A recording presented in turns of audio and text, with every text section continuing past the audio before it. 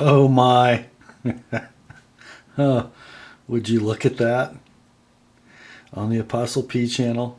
4, count them, 4 Benchmade 940s. Stay tuned, guys. We're going to talk about the new one.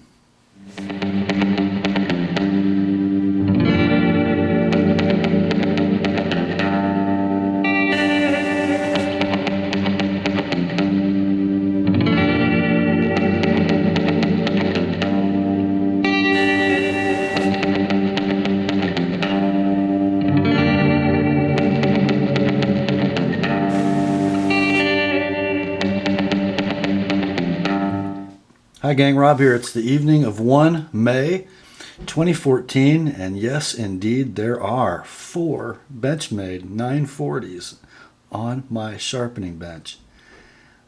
I guess till the Lord returns, it probably won't get much better than this. Just kidding. But it is pretty neat, I gotta tell you. As most of you who watch this channel know, it is sort of the year of the axis lock at Benchmade. What is it, the 15th anniversary, 20, I don't know, you guys look it up. It's an anniversary of the axis lock, and maybe the 20th, I don't know. Anyhow, we are celebrating the venerated and sometimes criticized Benchmade axis lock in 2014, and to commemorate the event, Benchmade has come out with some limited production runs of some of their most famous axis lock knives. The Benchmade 710 now comes in a gold class knife for a little over $500.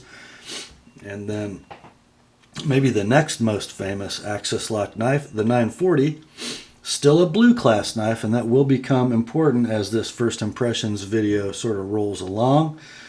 Still a blue class knife. Recently released here in the last week or so by several of our favorite online retailers. The price seems to be pretty consistent, like $264. So about $100 more, $90 more than a standard issue green handled 940. But still a blue class knife. For your extra $100, instead of getting the 6000 series hard anodized aluminum handle, we get in matte or satin finished glistening carbon fiber. A really, really nice handle for a 940. And the reason I say that is because the combination of these carbon fiber handle scales along with these beautiful blue anodized barrel standoffs save us a whopping ½ an ounce in a knife that was only 2.9 ounces to start with. So these guys weigh in at a staggering 2.4 ounces. So that is those are 2 of the major changes. Handle scale material is different. Back spacer and back construction are different. As you can see, we can look right through. In the previous 940, of course, closed construction with that gorgeous purple anodized gear pattern titanium backspacer. Frankly, I'm kind of sad to see it go in the Dash 1. But hey, we saved ½ an ounce. The other change, as you guys know, this knife originally was produced in 154 cm steel. Mine being a relatively recent model is in Crucible CPM S90V. In Benchmade's sort of interesting satin finish, then lightly stonewashed finish, which I love. There is a little variability in that finish. Some of them look more stonewashed, some of them look more satin, some of them have more prominent grind lines than others. This particular example, I think, is sort of right down the middle. I guess the satin is more prominent than the stonewash, but you can definitely pick up the stonewash from the right angle and the right light. The new knife Let's take a peek, shall we? Uh-oh. Looky there. CPM S90V.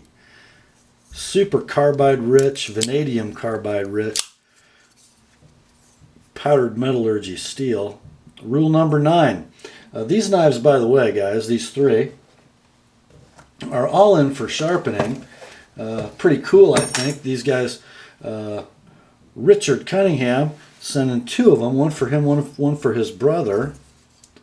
And those are the knives that have the rule number 9 etching in the blade, which, by the way, if you guys remember or don't know, Benchmade does for, I think, $5. They can use their standard fonts, or you can furnish them with an image that is reproducible by their laser etcher, and they do that for you for $5. Very cool. That is how I got my channel name etched on my blade. You guys remember the saga of this rather famous 940. Of course, I'm lefty, so my etching is on the other side of the blade from Richard's knives. And our other knife comes to us from Ninos, one of my best sharpening customers. This one is part of the first production run, number 691 of 750. I don't believe Richards are. Let's see. Nope, they're not. So we have S90V steel instead of S30V. We have a carbon fiber handle construction instead of aluminum.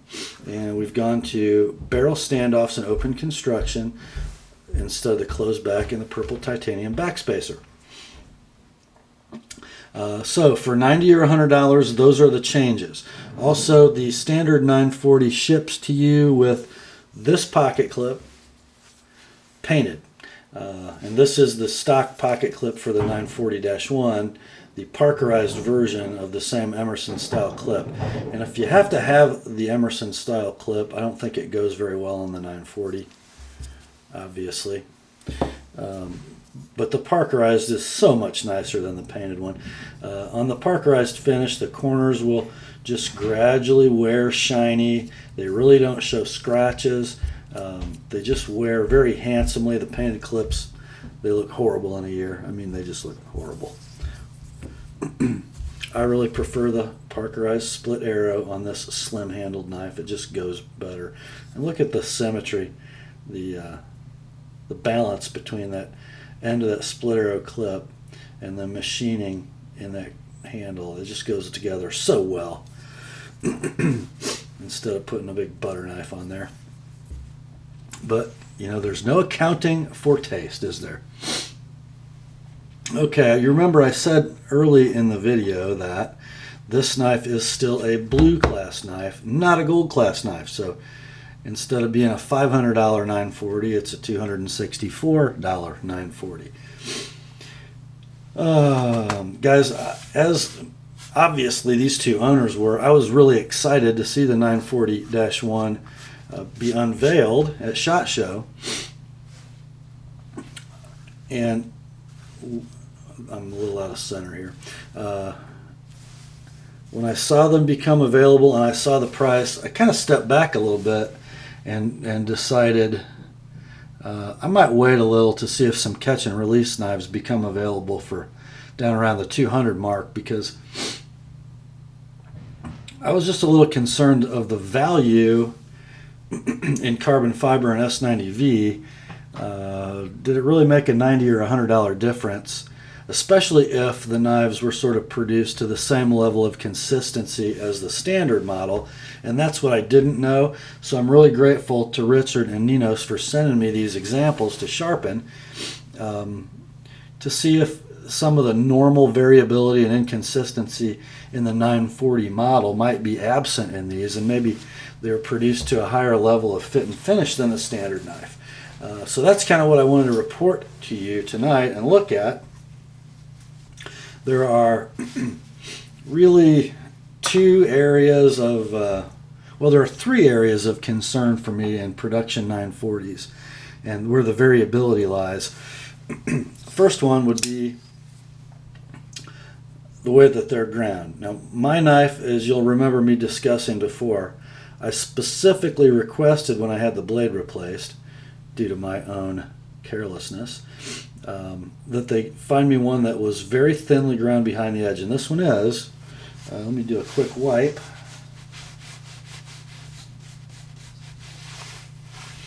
This has got my rather standard nowadays 15-degree precise secondary bevel. And you can see how fairly narrow it is. So this, although it's a very short blade, edge to spine, and it's flat ground only from about 2/3 breadth down, mine is ground pretty thinly behind the edge. Some of them come really thick, and in order to make them a good slicer, you really have to put a broad, laid-back cutting edge on them. So I wanted to look at that in these 3 examples before I decide if I'm going to buy one. The other thing to look at in 940s is blade centering. And as you can see, the guys in Life Sharp, Benchmade's warranty and sharpening department, really did a nice job of picking me out a blade that was ground right to center in my handle. You can see it's darn near perfect. And you know, my point is really symmetrical. My grinds are really symmetrical. The little corner where the knife starts breaking down toward the edge is pretty much straight across in my knife. Not the case all the time in a 940 at all. So that's another area. And then the other area that I see a lot of variability in a 940 is in action. Sometimes I have to work at the 940 quite a bit to get a blade that swings relatively freely. Mine is set up right now to take just the slightest movement in order for the blade to drop most of the time. Kind of depends on the temperature too. It's that close. It's a really free blade though, as you can see. And that of course is set up with 0 side-to-side blade play. Sometimes I can't get them that good without having a little blade play. So those are the areas I look at in a 940 that I see in a normal blue class production knife. And let's take a look at these 3. Oh, I'm sorry guys. There's another one in there. Yeah, the plunge grind. If you notice on my knife, and you know what, I'm gonna look at this off the camera and mark it for you.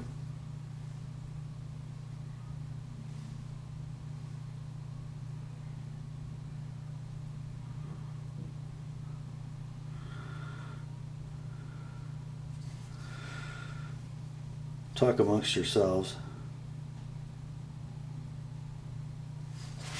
Okay. Now, this is another area, and you guys have heard me talk about this 1,000 times. My particular example, the little black dot I just drew with the Sharpie is where the plunge grind ends. And as you can see, it ends just about where the heel of my cutting edge is, just a tick behind it. And I had to do a little rework to get it there. Generally, you'll see the plunge grind extend out another 1/16 or 1/8 of an inch, and it makes sharpening the base of the edge just a little tricky. As you'll recall, the reason I have a new blade was I didn't understand what I was running into in my choil enhancement. This is the first 940 I ever did, and I made a crucial error. You can go back and watch the 940 destruction video if you want to see that. And Richard and Ninos, I promise I won't do that to yours. I have learned. Okay, so let's look at these 3 examples, shall we? First, let's look at Richard's knives. Thinness behind the edge. Very good. And guys, these all are wearing their factory edges still. I haven't touched them yet because I wanted you to see them as they came to me. Really nice and thin behind the edge. This may be a little thinner than mine actually. Okay. Now plunge grind, and this is where all 3 of these knives kind of blew it. Look where the dot is. That's where the plunge grind radius ends and the flat grind starts. Guys, that is well over 1/8 of an inch. I'm going to have to... And you notice even the factory edge grind started to flare a little bit at the base. That's bad. Bad, bad, bad. Both sides are like that. I think, if I remember correctly, this side isn't quite as bad as this one. Okay, so we're going to fix that up when we sharpen. And here's Richard's other knife, and again, look where the dot is. Again, over 1/8 of an inch from the base of the cutting edge. Let me set these two side by side without banging the cutting edges together. But you can see, I think, the choil enhancement I had to do to mine. And there's definitely, you can see where mine's extended, but not that much. Definitely a longer plunge grind on all three of these knives, frankly.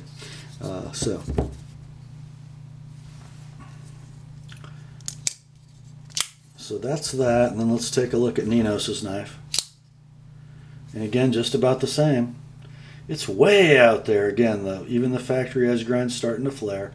So we'll fix that up for these guys. So they'll have nice, clean, consistent cutting edge all the way to the base. Choil will look great when it's done. Now let's look at action. Okay, this is Ninos's knife, and it's the tightest one. It actually is its freest right at the fully open position, and it kind of tightens up a lot. And that's about as loose as I could adjust it without any side-to-side play. There's no, remember guys, I haven't done my spa treatment on any of these knives. Haven't oiled them. This is just how they came out of the box. But it's not horrible, not by any means. But it's not perfection either. Close, but not quite. All three of these knives had just a little grittiness in the axis mechanism as I got them. Ninos's knife here is almost gone, actually. Just after opening it, close it maybe 20 times. Now let's look at Richard's knives. Both of these are much freer. Look at that. Very nice. No blade play.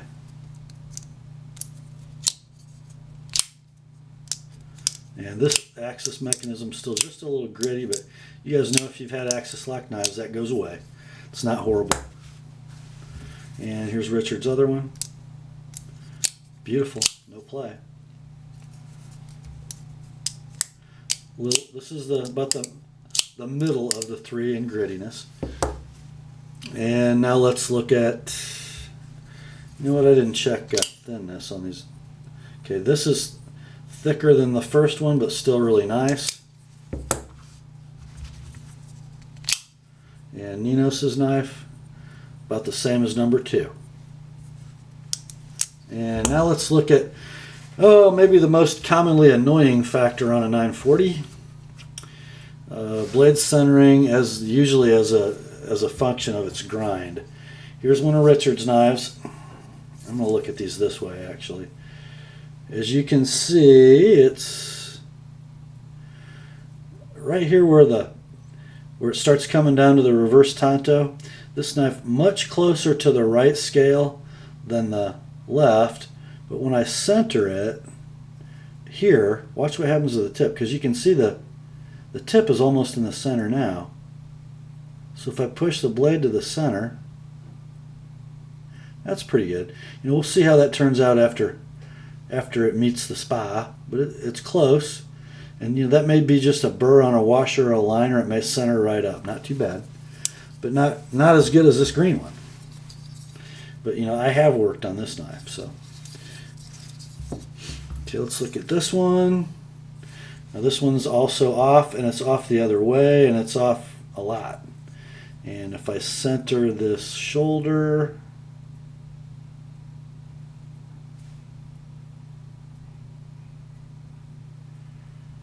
the blade, you know, the tip is farther to the left than the body of the knife, I think, just a little.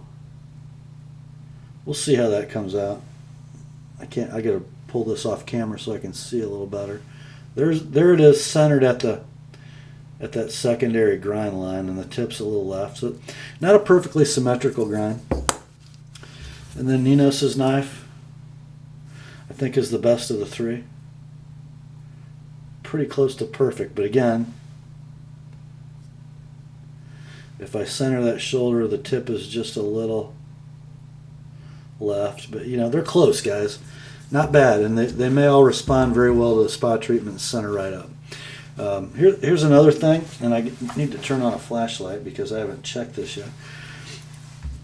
The screws, these screws in the handle that hold the stainless steel liners to the aluminum scales, and they have the same screws with the carbon fiber handle. And I noticed something on the carbon fiber knives that I've never noticed on my stock one. Ah, that's interesting. If we look inside the handle of my green one, you cannot see the ends of those screws. You can see the tapped holes, I think, if you look closely, but you don't see the ends protruding. And I was a little interested by that because I thought maybe just its closed back nature might have been camouflaging this, but I noticed on the 940-1 something that just for me is a little bush league. Look. Yeah, you see the 4 protrusions into the handle, the interior of the knife? Those are the screws. And because you can see through the knife, I think it just looks very poorly thought out. I don't know. I'm going to look here at something. See if there's a handle thickness difference.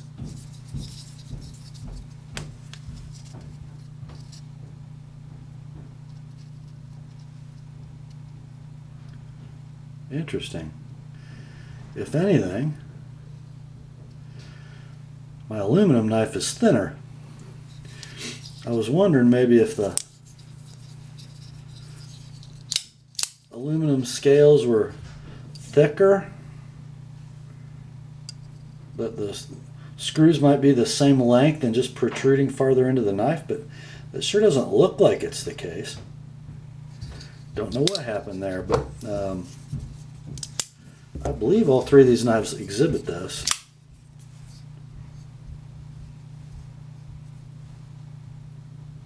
Yeah, they sure do.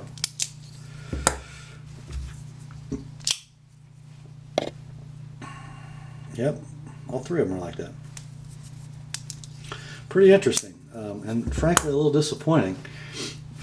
You know, I know it's not a gold class knife, however, it does cost $90 or $100 more than a standard 940. I would hope that it had a little better attention to detail and a little less process variability than these 3 seem to have. I'm really, really glad to have 3 of them in at once, because if I would have had one of them and it had some issues like this, I wouldn't have known necessarily what to think about it. But these 3 knives all sort of exhibit the same problems. So especially the plunge grind and the blade centering, not too happy with that, and the screw ends protruding into the cavity I don't really love. They don't interfere with the blade, but it just looks a little bad, especially when you can look right through the knife. I don't think I talked about finish on this blade. Not a satin at all. In fact, hard to pick up any grind lines except in the plunge. It's all just beautifully stonewashed. That S90V is very high carbon. It almost has a little black cast to it. Very nice. Love it. Hey guys, I had to ask Richard when I got these knives. I was pretty ignorant about this, but see how many of you can weigh in the comments with the meaning of this. Rule number 9. I didn't know. I do now. So, after having these around for a couple days, what is my impression? Well, I really, when this knife came out, when I saw the first videos of it at SHOT Show, I really, really wanted to want one. And as I thought about it, I kind of envisioned this knife as making my green knife a safe queen. You know, the durability of the finish on the carbon fiber is vastly superior to this anodized green aluminum, although mine is pretty much scratch free because I'm kind of anal about this knife. But it'd be nice to have a 940 that I didn't have to worry about running into stuff in my pocket. I just think the carbon fiber, just from my experience with other CF knives, it just always looks great. It never looks beat up. Its appearance really never changes. And S90V, it better be able to take a bit of a licking, huh? As much as it costs. So I'd like to kind of put that, engraved green knife in the safe and have one of these CF 940s for a user. Maybe some of you think I'm a little crazy for wanting a limited production 940 for a user, but to me, this one's more valuable. Just for a purely sentimental reason. I've got history with it, and it's got my channel name on it, and it's really a great example of a 940. It's a darn near perfect 940, actually, and I want to keep it that way. So, how do I feel now after having handled 3 of these? I think my decision before I actually got any of these in was correct. I want one, but I don't want to pay $264 for one. I'll wait for some desperate knife nut that overspent to make one of these his sacrifice in the interest of a properly maintained budget. And I'll have one someday, but not in this first flurry. I think it is a superb knife, however, and would be a happy owner at around $200, $220 maybe. They'll get there, I promise. It is certainly a great modern day interpretation of a legend, and really well done for a production knife, especially for a production Benchmade. That's all for tonight, my friends. Grace to you and peace from God our Father and the Lord Jesus Christ. And remember, the word is sharp.